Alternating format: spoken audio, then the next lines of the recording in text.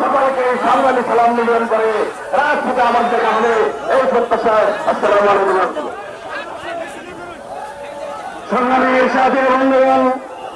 মহাসমাবেশের পথে বক্তব্য রাখবেন ইসলামী আন্দোলনের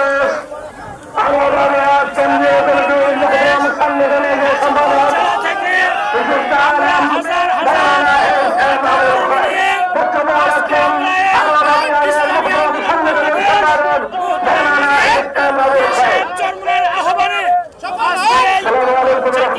সমাবেশে আমরা